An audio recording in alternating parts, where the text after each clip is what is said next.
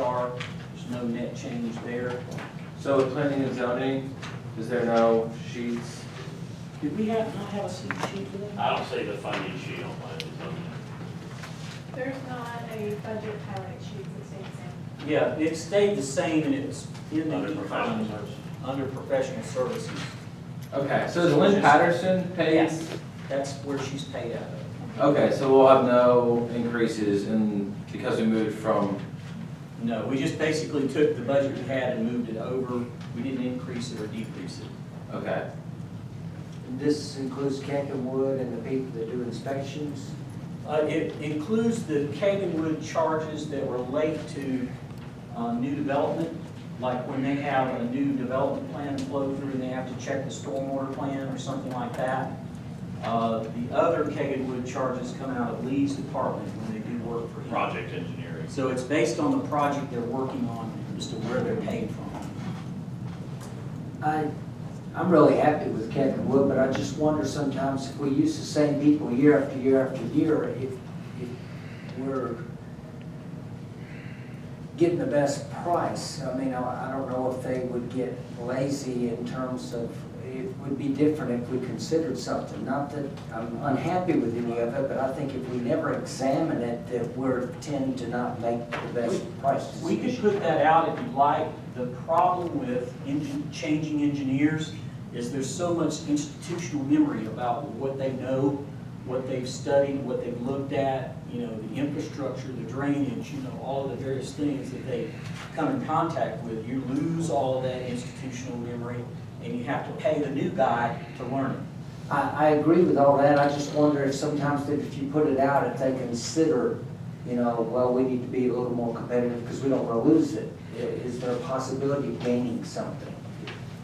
There's a I don't possibility. know. And then I wonder with the inspector, the same thing. We're using the same people, your friends, Alan, for inspections. No, I'm kidding. Your friend. Yeah, please perpetuate rumors like that. Thank you. No, we can test the waters anytime you like. It's Well, I just think on all these things where we're using the same people Yeah. year after year after year, that we should consider it on every 3 to 5 years of at least throwing it out there so that they realize that they're not just in for life. Yeah. Well, I've been here 2 years, so. How long have you been using Pecco Woods? I'm sorry? Probably 4 or 5 years.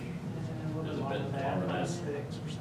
What about the One of the inspector? reasons, like, one of the things we do, or they do, is Wood is really familiar with the CDBG folks, have a very good relationship. I've been told that, you know, you guys get extra money because we look at you guys are always on time with your projects. Wood does a good job in the engineering side of it.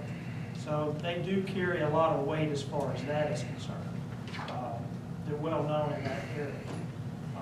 And I think that counts for a lot, and a lot of the is they're very much of what we pay them for go to low bid, or are they just contract for us to do the take in all the bids and do the analysis and all of that kind of stuff? For federal grants and things like that, they have to go through the bidding process like anybody else. Okay. But for the regular stuff, like if I got a water question or something Yeah. like that, we have them for that. Now, they're not structural, they're just civil. So they do things like that, and they also do site plan reviews for planning and zoning.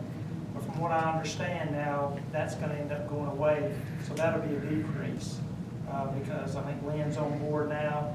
I think there was some talk about they didn't need the site plan review anymore, so that's going to be a decrease right there. I sort of agree with Michael on looking at all of this stuff. You know, maybe we even put it in a calendar that every 3 years we look at it again.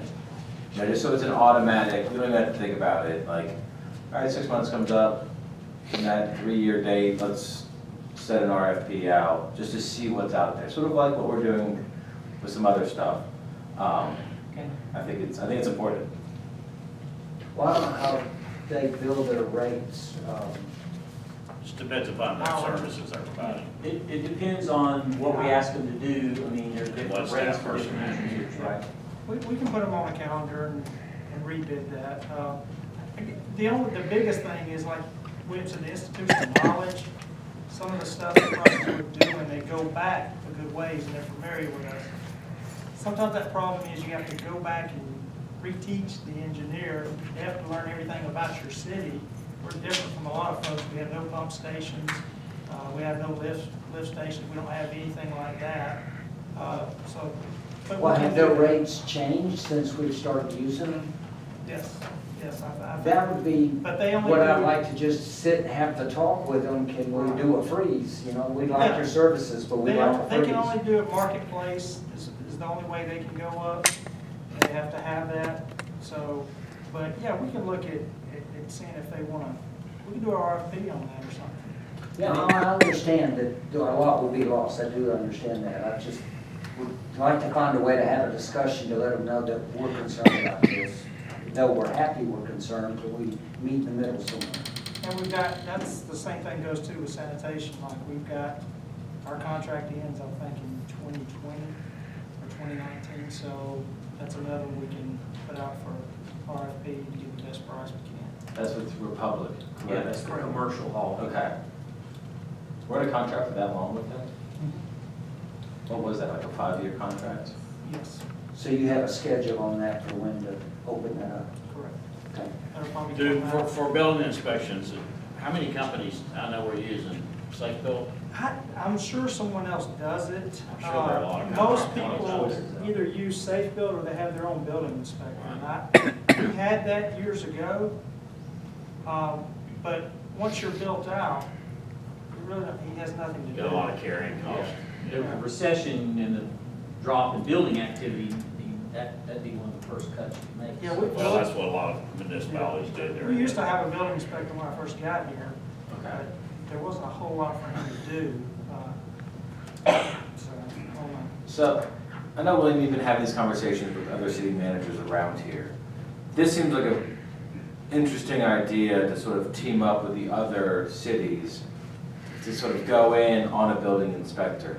Yep, Is that- East Point's already approached me, and I just said, well, I'll get back to you, after we get through this budget process. So if you want me to kick the tires, I'd be happy to do I that. think it'd be an interesting. Well, if we knew what our interesting thing. cost was for the last 3 years on just the inspections, Absolutely.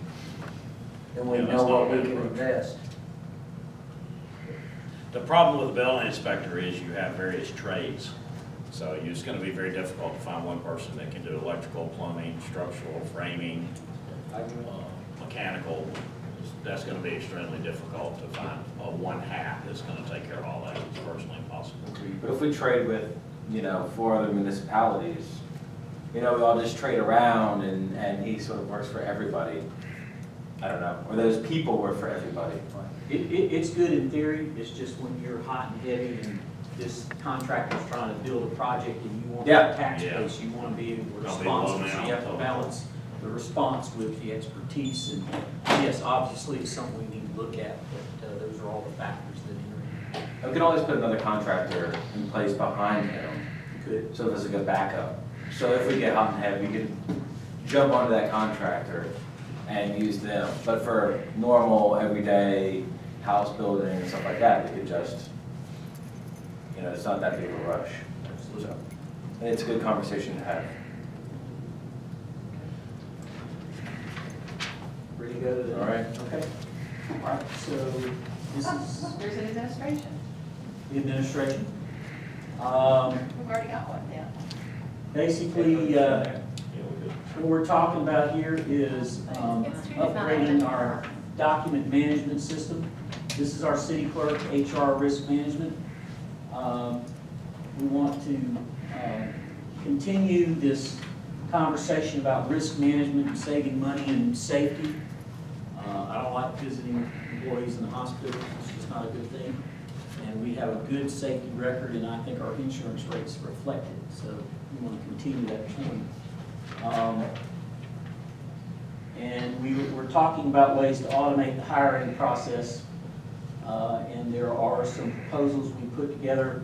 Jennifer has explored, and she's here if you have any questions.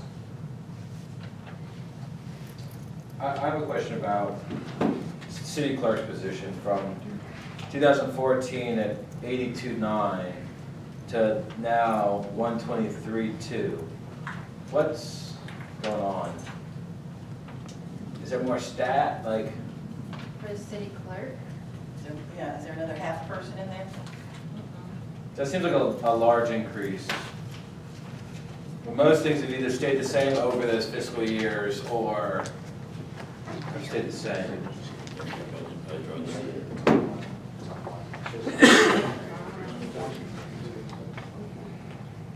Okay. So, I mean, this year we've increased like supplies. The salary has increased from 14 to 17. We did have, you'll remember, we did have a temp come in last year. We've got, oh, and some of that cost increase too goes to the codification, and we upgraded our Unicode system online as well. So we have those codification as well. What about?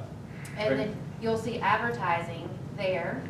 So the paper stopped allowing us to have the alcohol applicants pay them directly.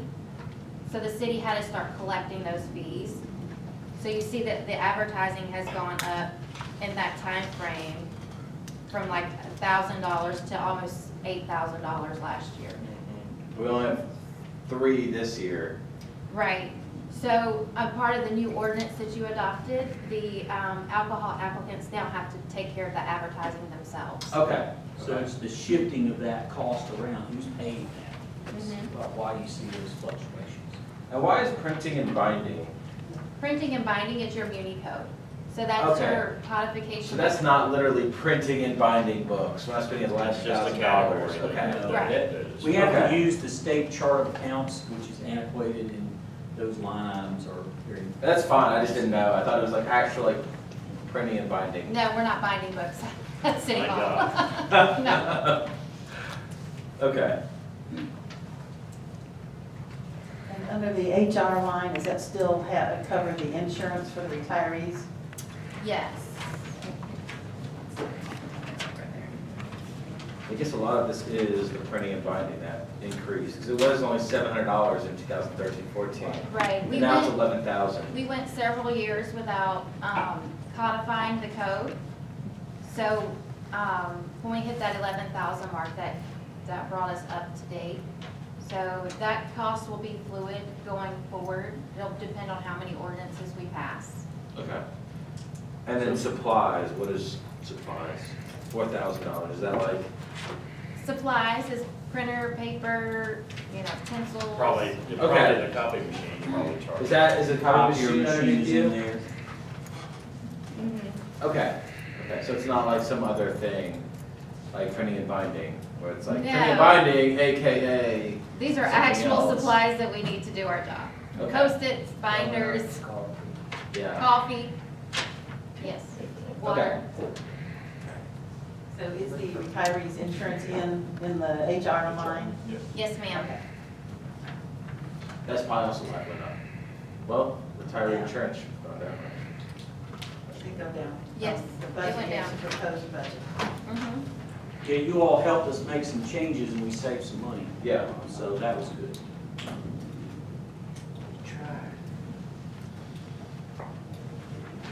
So you want to kind of highlight that new piece of software real quick for them?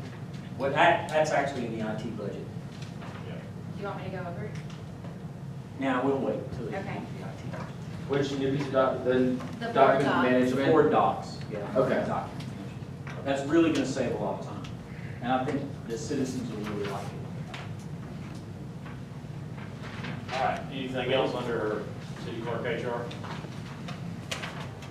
And moving to IT services. All right, we have our superstars here. We've gone up. Oh no, they're all superstars. We've gone up, and the price differential will be found in the new equipment that we're purchasing, some new software. We have some software that we're gonna do courtware. There's board docs, which I'm gonna have Jennifer touch base with you on. There's a C-Clip Fix app, we want to put out there. 7 Geese, that's a new software that tracks goals. You've been having a lot of conversation about making sure you have a better set of sharper goals that are tracked and managed. That is a software tool to be able to do that. And then our OpenGov software.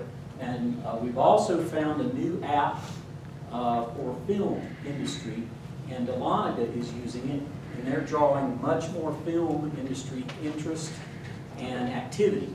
So we are going to recommend that we model our film programs and our new film policy that my intern is working on after Dahlonega, and part of a key essential element of that is this new film app, which is about $6 or $7 grand. So these are some of the recommendations we're going to make. We also have the improved camera connectivity involved here. We have Comcast charges we didn't have last year because we need to connect these cameras once we get them up to get them operational. And then, of course, we continue to chip away at our 5-year technology plan. So that's why you see the budget up 10% here. I have Liberty here to be happy to answer any questions. Since last year, we have put in new virtual servers. We have migrated now to Office 365 and installed cameras all in the same year. That's almost unheard of to get that much new technology done that fast. And I really have to credit the team here. And I know our department heads like what they do.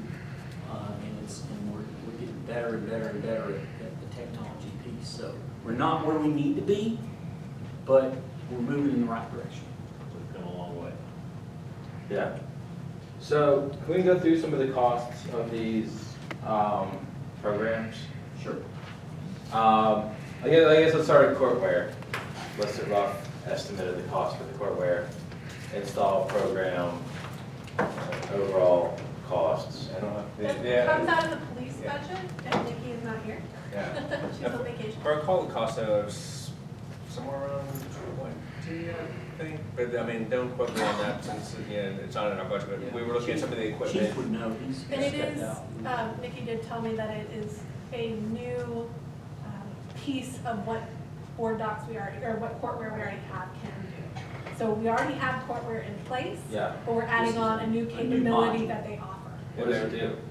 It helps with the court tracking of keeping the paperless court Makes us system. paperless. Okay. And there was some additional equipment that was needed for that as well too, from when we put together some quotes for them to support it. I know that they were asking, for example, for some electronic signature pads and things like that that had to be used. Okay, so there's some more hardware stuff. There's some more hardware, yes. Okay. So 20K plus for the hardware, or do you think 20K? You don't even know. Yeah, Chief will be back in a minute. He's Okay, Yeah. okay. So board docs, The board, yeah, that's actually coming out of Jennifer's. That was a 15. It was the 15K is the estimate on that. 15, okay. C-Cloak Fix. I have to check. Yeah. and on That's that- about 5,000 to 6,000. That's an app where a citizen can take a picture of a pothole or a broken sign or something and send it to us, and it'll instantly come into our system, be routed to the correct department, get assigned a task number, and we'll be able to respond to it faster. We looked at that a few years back. Yeah. Sure did. 7 Geese. It was around 2,500, I believe. It's like about $12 or $13 per user, but not every user is getting it. $12 to $13 per user per month. On the C-Quick Fix, if someone submits the same thing, does it tell them, or how does it do that? It knows. And when it's repaired, does it go back to everybody that sent something in, or does it go to a complete board? You know, it goes back to it keeps the user involved and informed about where the thing is in the process. But if we get multiple people on the same thing, does it intensify its priority, or do anything? Don't know, I haven't seen it actually demonstrated, but, Okay. you know, we keep hearing positive things about it, and I keep getting bone rushed by different people at different conferences and raving about how good it is, so I thought we'd. A lot of other cities are using it. Yeah, And so- Clayton County has it implemented, so you can actually download the app, and if you cross over into their jurisdiction, the geolocation knows that you're over there, so you can interact with it.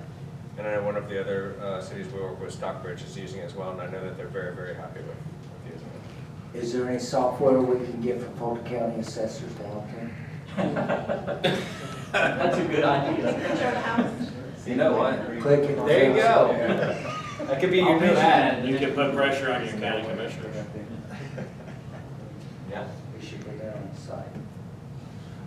So what was 7 Geese again? I'm sorry. Seven Geese is software for tracking projects and performance management. So we talked with William, and he wanted to get some software in place that will help when you set organizational goals, kind of tracking how well you're meeting those.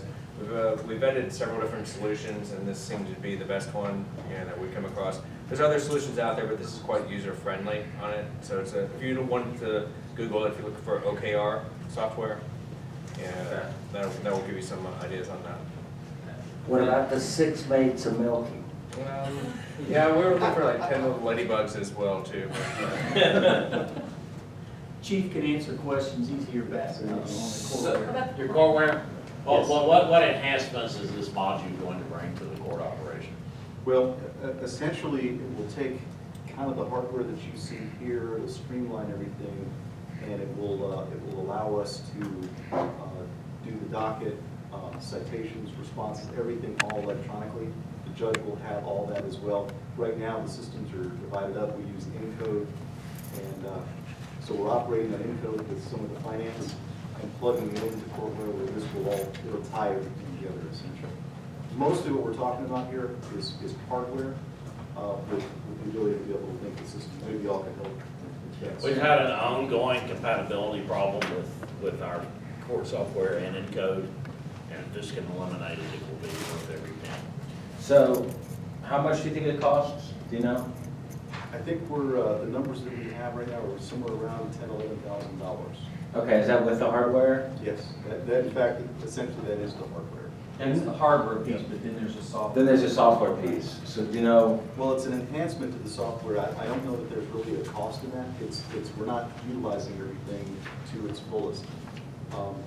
I think this cost is a very reasonable cost considering what we expect it to do is to help us because if you recall, we've eliminated the backup or the assistant court clerk.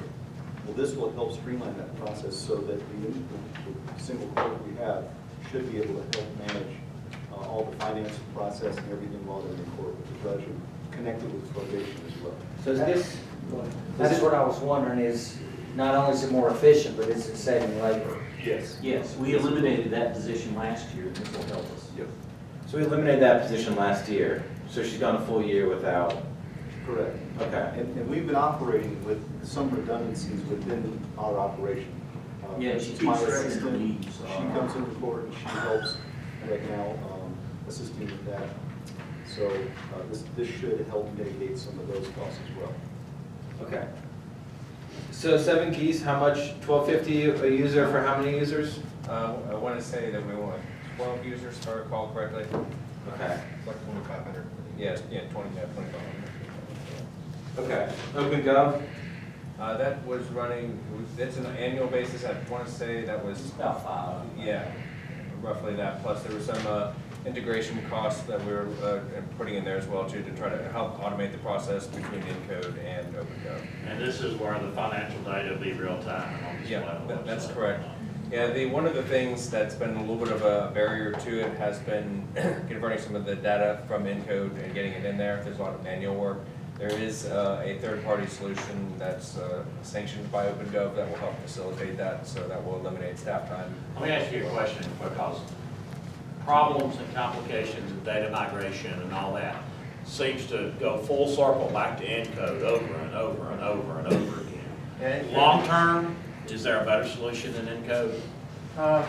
Or Yeah, I mean, it's just unfortunately, one of those not- things we have to deal with? Unfortunately, I have to say, they really do have kind of the market cornered on that, so, yeah. Nothing that $100,000 might. Well, I'm sure of that, that's what I'm saying, we keep having this same conversation and it circles back around. You're not the only one. Yeah, but we have, I think all the municipal and county clients we work with, use Encode, and we just, So understand. Whether it's integration with Spillman or whether it's, integration Well, I with mean, any the other Spillman program. thing, it's, they kept saying, well, we can't make the data convert. Data is data. I Yeah. mean, it can move from one platform to the other. Somebody just has to write the algorithm to make that happen. It's not rocket science. Right, and I don't both, understand and why. both sides always looking at each other saying it's on their end, and that's, you really get into this, this thing constantly Right, when you're dealing with this. One more, the film app. And the Film App is, it's a web-based program, It's about 7. yeah, well, it's not very expensive.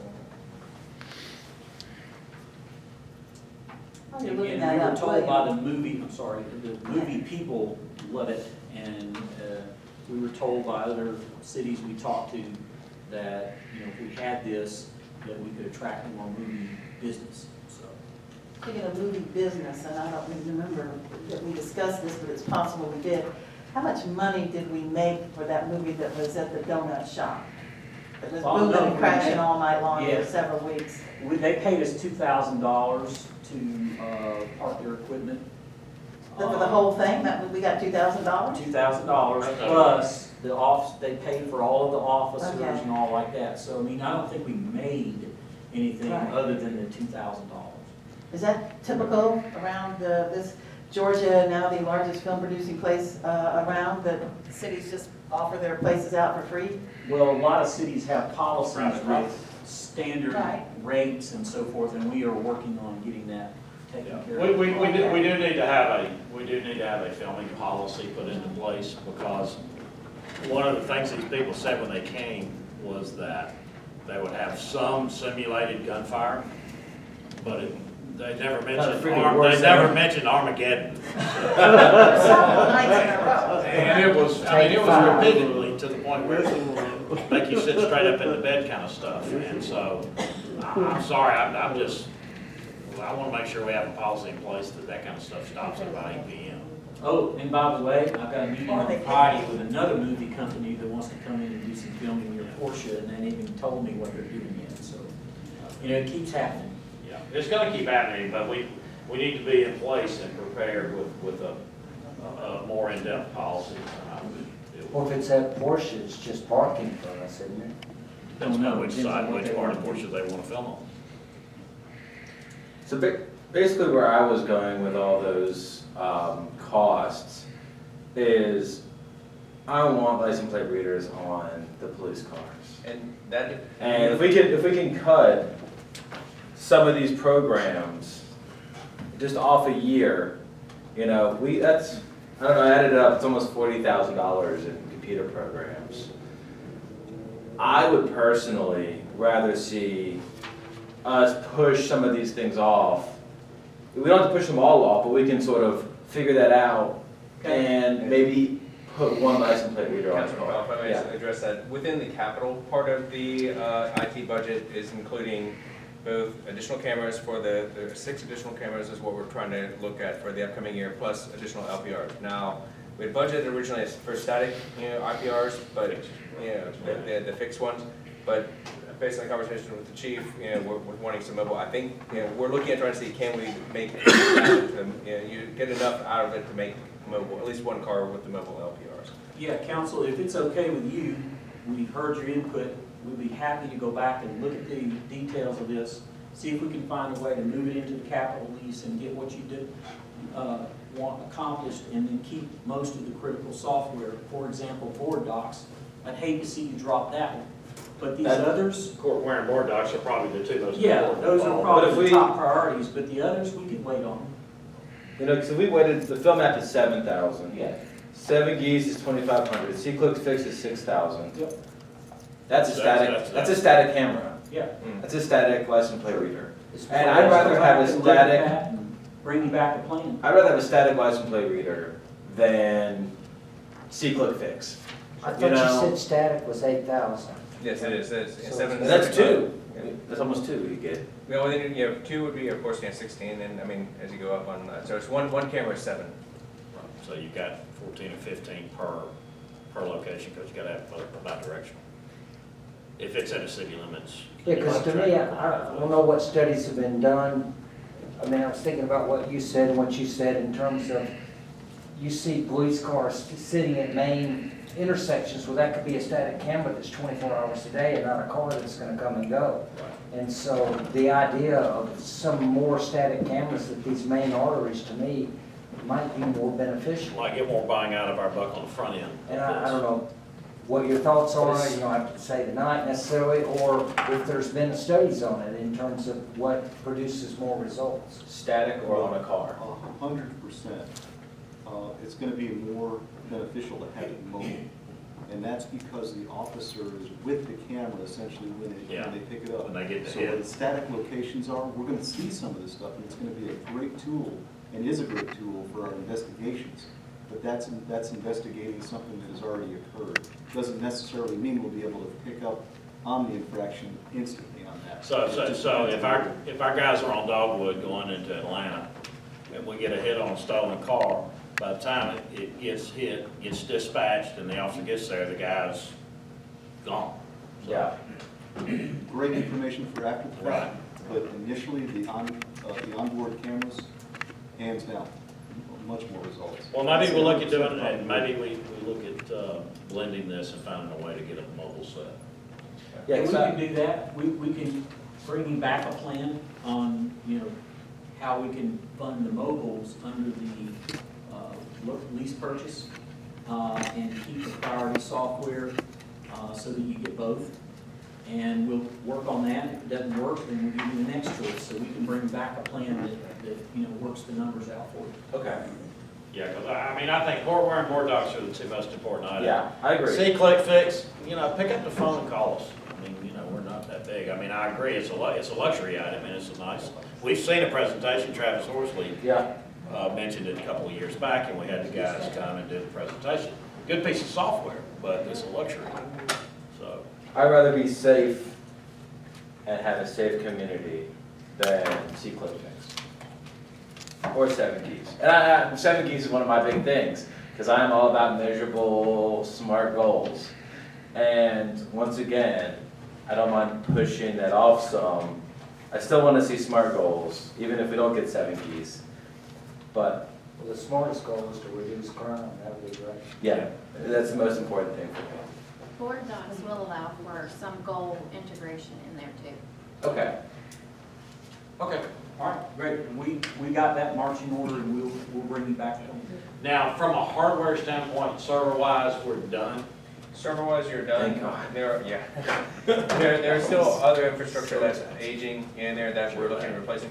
And keeping in mind that we shifted around, some things this year. Obviously, the original idea from the IT plan was to get your right foundation in place.